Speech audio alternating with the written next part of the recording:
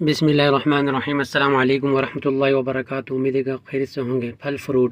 پھل کھانے کا سب سے بہترین وقت کون سا ہوتا ہے؟ پھل کھانے کا بہترین وقت، ہم سب اپنی صحت کے لیے پھل کھانے کے فوائد سے واقف ہیں۔ یہ دل کی بیماریوں کے خطرے کو کم کرتے ہیں، بلڈ پریشر کو برقرار رکھنے کے ساتھ ساتھ کینسر پیدا کرنے والے خلیوں سے تحفظ فراہم کرتے ہیں۔ لیکن جب پھل کھانے کا بہترین وقت آتا ہے تو ہم اکثر الجھ جاتے ہیں۔ صحت کے فوائد حاصل کرنے اور منفی اثرات سے بچنے کے لیے ان کا صحیح مقدار میں اور صحیح وقت پر استعمال کرنا چاہیے۔ پھل کھانے کا بہترین وقت، کچھ لوگ کہتے ہیں کہ پھل کھانے کا بہترین وقت صبح ہے۔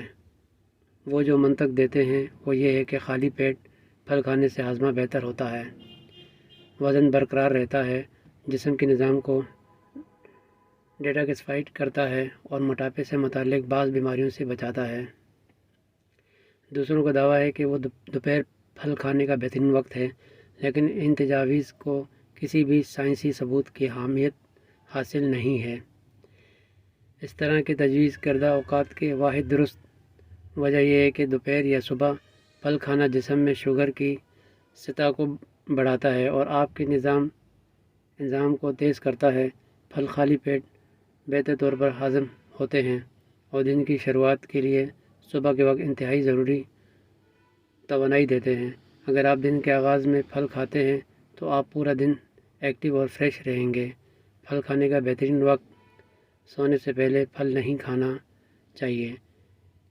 انہیں کھانے کا یہ سب سے برا وقت ہے کیونکہ اس سے شوگر لیول بڑھ سکتا ہے اور یہ حالت آپ کو پوری رات جگاتی رہے گی۔ بہت سے ماہرین صحت کا یہ بھی مشورہ ہے کہ آپ کو رات کا کھانا سونے سے کم از کم 2 سے 3 گھنٹے پہلے کھانا چاہیے۔ رات کا کھانا سونے سے پہلے کھانے سے بدہضمی، تیزابیت اور ابارہ ہو سکتا ہے۔ پیٹ میں درد، بدہضمی، گیس اور معدے سے متعلق مسائل کی صورت میں معدے کے امراض کے ماہر ڈاکٹر سے رجوع کریں۔ پھل کھانے کے بہترین وقت کے بارے میں من گھڑت باتیں، پھل کھانے کے صحیح وقت سے متعلق مختلف باتیں ہمارے معاشرے میں گھومتی ہیں۔ ان میں سے کچھ حقائق کا ذیل میں ذکر ہے۔ کیا کھانے کے ساتھ پھل نہیں کھانا چاہیے؟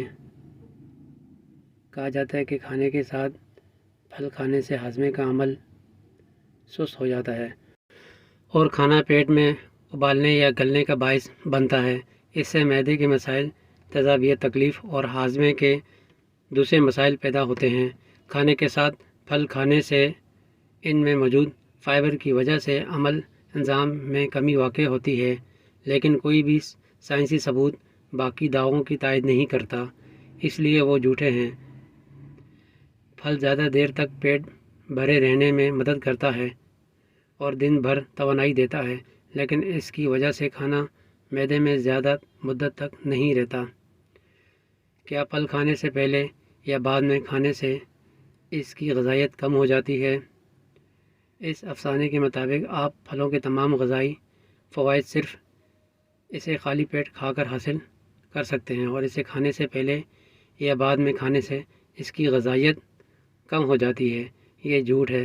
آپ کا جسم اس طرح کام کرتا ہے کہ یہ خوراک سے تمام غذائی اجزاء کو نکالنے کے لیے بہت سے عمل کو مؤثر طریقے سے انجام دیتا ہے۔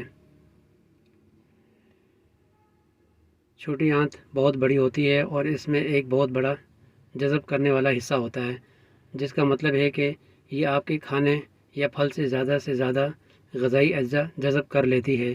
یہ آنت کے لیے غیر ضروری ہے کہ آپ پھل خالی پیٹ کھائیں یا کھانے کے ساتھ کھائیں۔ ذیابیطس کے مریضوں کے پھل کھانے کا وقت کون سا ہے؟ کچھ لوگوں کا دعویٰ ہے کہ ذیابیطس کے مریضوں کو عام طور پر ہاضمے کے مسائل ہوتے ہیں اور وہ اپنے نظام ہضم کو بہتر بنانے کے لیے انہیں کھانے سے کم از کم 1 سے 2 گھنٹے پہلے یا بعد میں پھل ضرور کھانا چاہیے۔ اس لیے اس دعوے میں سائنسی ثبوت کی کمی ہے۔ جب آپ پھلوں کو الگ الگ کھاتے ہیں تو پھلوں میں کاربوہائیڈریٹ اور شوگر کا مواد تیزی سے خون میں داخل ہو سکتا ہے، جو ذیابیطس کے مریضوں کے لیے نقصان دہ ثابت ہو سکتا ہے۔ جب آپ کچھ کھاتے ہیں تو معدہ ایک اسٹور کا کام کرتا ہے اور آسانی سے ہاضمے کے لیے آپ کی چھوٹی آنت میں ایک وقت میں صرف تھوڑی مقدار میں کھانا بھیجتا ہے۔ پھلوں کو ناشتے میں کھانے کے کیا فوائد ہیں؟ اس لیے پھلوں کو کھانے یا ناشتے کے ساتھ لینا چاہیے جس میں پروٹین، فائبر یا چکنائی زیادہ ہوتی، بجائے اس کے کہ ان کو الگ سے کھائیں۔